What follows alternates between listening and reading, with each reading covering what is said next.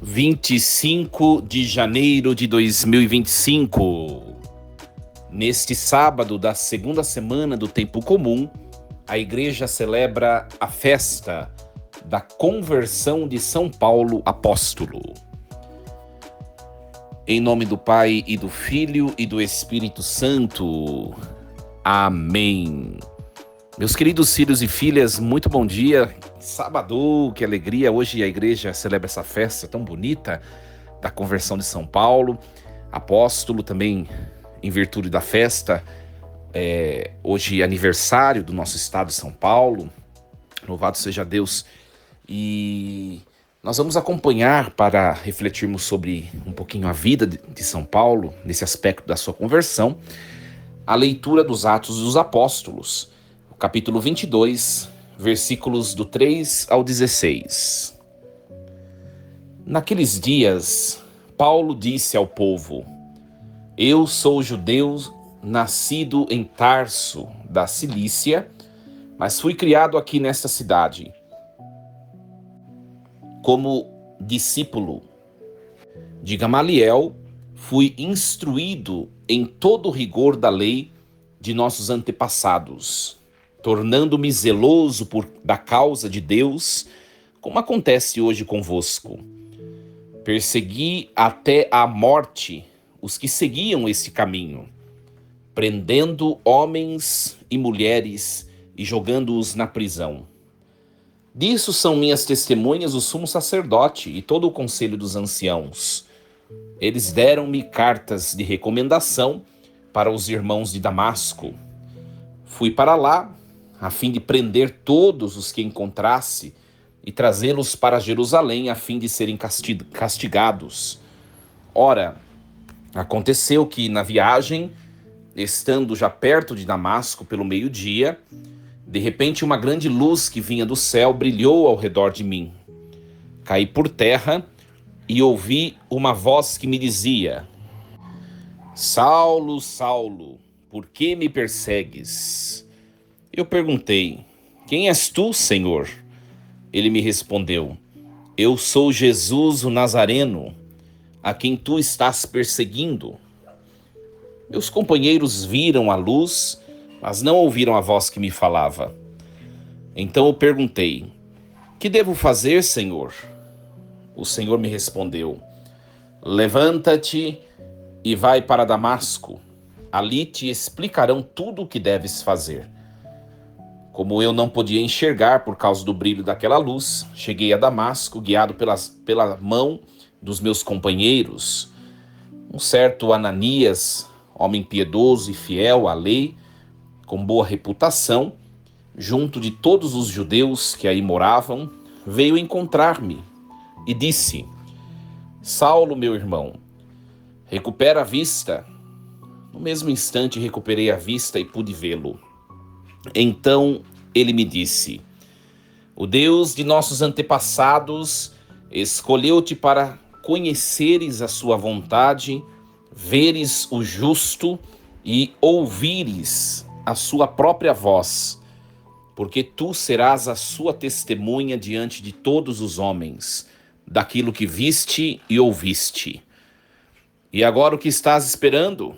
Levanta-te, recebe o batismo e purifica-te dos teus pecados, invocando o nome dele. Palavra do Senhor. Graças a Deus. Meus queridos, quem é Saulo? Saulo nasceu em Tarso, na Cilícia. Era um homem descendente de uma das tribos do povo de Israel, a tribo de Benjamim. Olha só, Saulo não era sacerdote, que não era da tribo de Levi. Também não era da descendência de Davi, porque não era da tribo de Judá.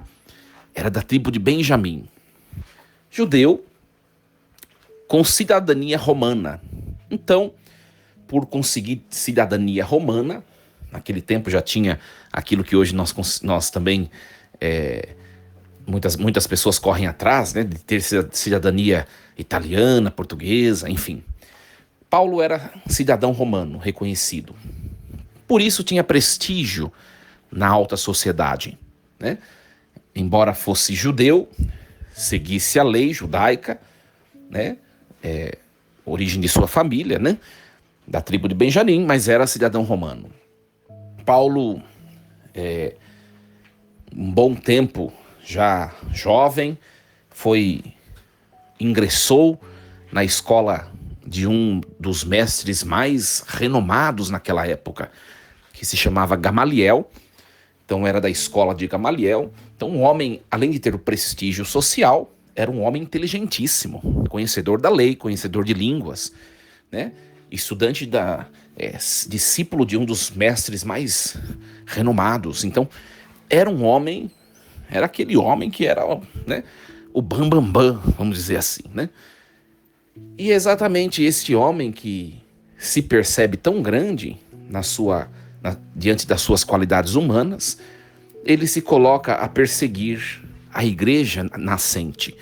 É muito interessante que no texto de hoje, ele está indo para Damasco para perseguir cristãos. Certamente ia matar muitas pessoas, outras pessoas, ele mesmo disse, ia levar de volta para poder ser castigadas, né? E os castigos, os flagelos não eram tão leves como às vezes nós concebemos. Então, um homem cheio de rudeza, e nós poderemos até nos atrever a dizer cheio de maldade no coração. E ele vai a caminho de Damasco. Jesus faz com ele esse encontro belíssimo que hoje nós ouvimos nesta narração. E é muito interessante que Jesus diz a ele, a luz que apareceu, né? Saulo, Saulo, por que me persegues? Né? Sempre que eu estou a presidir missa nesta celebração da festa da conversão de São Paulo, eu sempre falo a mesma coisa. Paulo, né, depois vai mudar o nome quando for batizado, né, de Saulo para Paulo, né, ele nunca conheceu pessoalmente Jesus de Nazaré. Muito interessante que deve ter viveu na mesma época,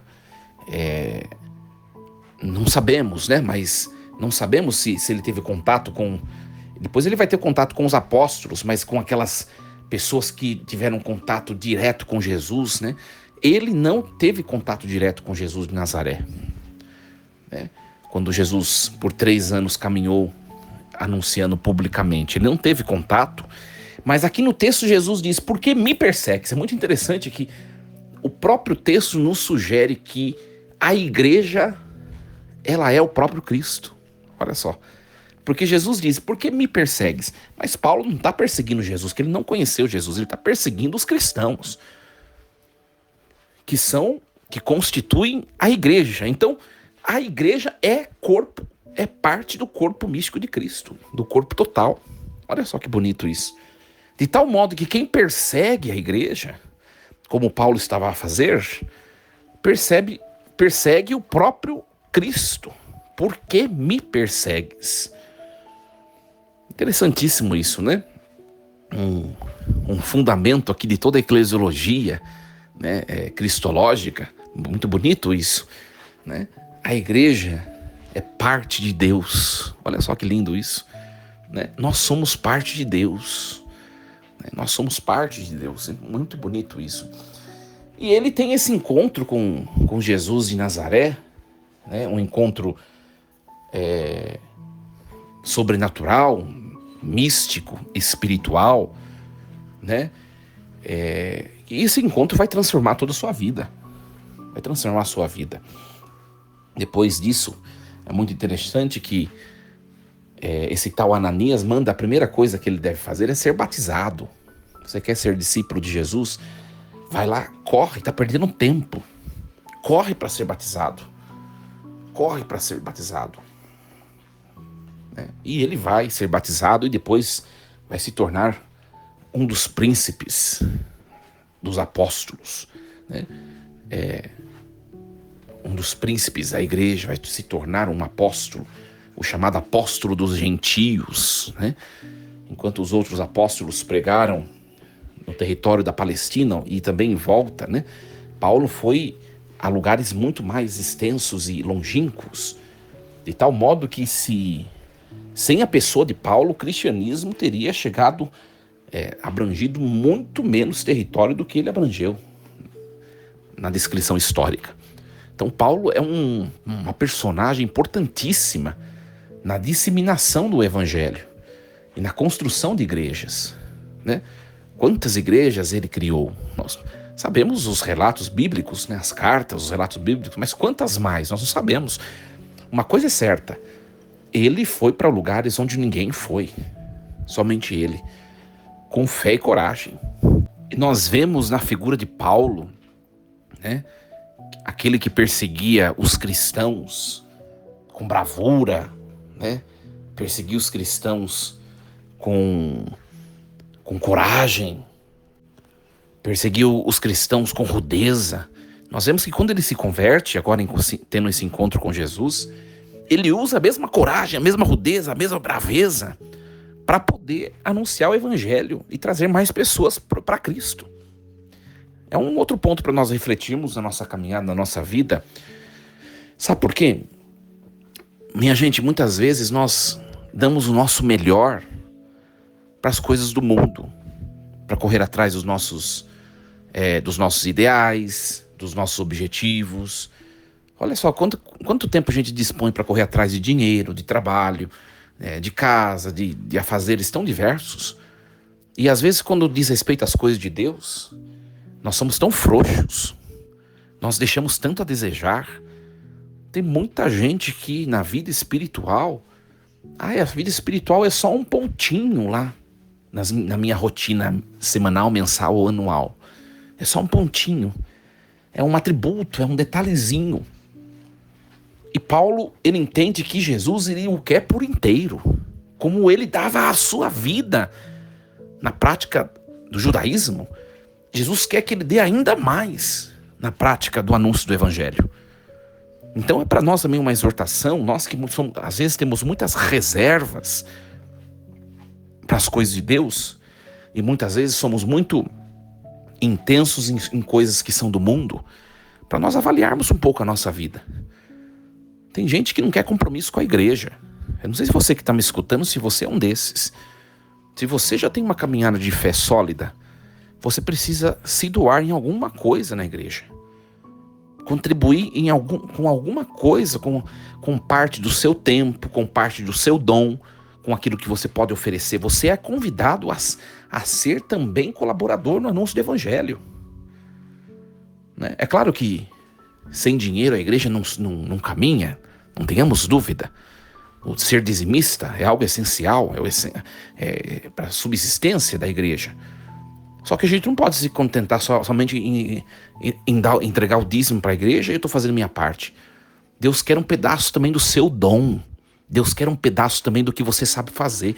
Deus quer também o dízimo do seu tempo, além do seu dinheiro. Olha só, né? Nós sabemos que Paulo depois ele continua com o seu trabalho, mesmo sendo anunciador do evangelho. Ele tem um empreendimento, né? Me parece que vendia tendas, alguma coisa assim, né? Os Atos dos Apóstolos relatam. Ou seja, Deus não quer que a gente que nós nos tornemos pessoas alienadas, que a gente saia do mundo para poder viver o evangelho. Não, Deus quer que a gente viva o evangelho naquilo que a gente faz no dia a dia, mas que a gente passe a colaborar também com o que é do sagrado. O sagrado deve ocupar parte da minha história. O sagrado deve ser prioridade na minha história. O sagrado deve ser importante na minha rotina, no meu dia a dia, na minha vida. Né? E Paulo entendeu muito bem isso. Vai se tornar um anunciador. E é um anunciador do evangelho sem frescuras, desculpa a palavra. Né? Olha, minha gente, desculpa esse termo, né? Mas tem muita gente que serve na igreja e fica com mimimi. Sabe? Serve na igreja e fica com mimimi. Aí daqui a pouco já começa a virar cara com um, virar cara com outro, não sei o quê. Ah, se esse tiver eu não vou, se esse estiver eu não estou. Se fulano não fizer de tal forma, eu não vou mais, não vou fazer mais. Padre falou alguma coisa, eu não gostei, estou indo embora, vou virar protestante. Sabe, tem muita gente assim. Nós vemos E nós vemos na imagem desse homem convertido uma imagem de uma pessoa que não se deixava bater por qualquer coisa. Tem muita gente na igreja cheio de mimimi, sabe? A gente também é um terceiro ponto para nós avaliarmos um pouquinho o motivo pelo qual nós estamos na igreja. Porque pessoas decepcionam, trabalhos decepcionam, bens decepcionam, né? Expectativas diversas decepcionam. Agora, se nós estamos com o coração em Deus, na esperança de possuí-lo, de encontrá-lo, de ser dele, aí nós não nos decepcionaremos nunca. Para a gente avaliar um pouquinho isso também. E a gente tem que ser homens e mulheres de mais garra, sabe? Naquilo que a gente faz as coisas de Deus. Persistente, sabe? Não se deixar bater por qualquer coisa, né? Esses dias eu disse a uma pessoa próxima, né? Veio falar para mim, né? Tal pessoa parou de fazer tal coisa porque outra pessoa falou não sei o quê. Ora, ela tá fazendo por causa daquela outra terceira pessoa ou ela tá fazendo porque ela tá dando o seu melhor para Deus? Sabe, parar de aborrecimentos, de chateações, de mimimi, de não sei o que. Se tem alguma coisa para resolver com alguém, vai lá e resolva. Sabe, tem que ser mais firme nas coisas de Deus. A gente é muito firme no dinheiro, nas coisas do mundo, e nas coisas de Deus a gente é cheio de dedos. Pra gente refletir um pouquinho e sobre essa personalidade, os traços temperamentais de Paulo. Paulo certamente era um homem muito fulguroso, né? Muito forte, com certeza. O próprio texto diz que, nos textos bíblicos, ele diz ter levado muita chicotada, né? Diz ter apanhado muito, naufragou, né? Foi preso, e tantas provações que ele enfrentou, e ele ficou até o fim, unido a Deus. Nada o tirou de Deus. Um grande exemplo. Que nós também, a partir desse modelo tão bonito, né, desse apóstolo, possamos olhar nossa caminhada de fé. Que Deus nos ajude e nos abençoe. Queridos, hoje é sábado, amanhã será transmitida a missa da noite, às 18 horas, quem quiser acompanhar nas redes sociais da minha paróquia, ou se não, será postado depois nas minhas redes sociais a gravação da homilia, tá bom? Nós retomamos o programa Reflexão Diária na próxima segunda-feira. Desejo a vocês um excelente fim de semana, cheio de paz, de alegria e, a partir do exemplo de São Paulo, cheio de firmeza, cheio de rudeza, cheio de coragem. Deus abençoe. Em nome do Pai, do Filho e do Espírito Santo. Amém. Lembremos-nos sempre, Deus está no comando de tudo.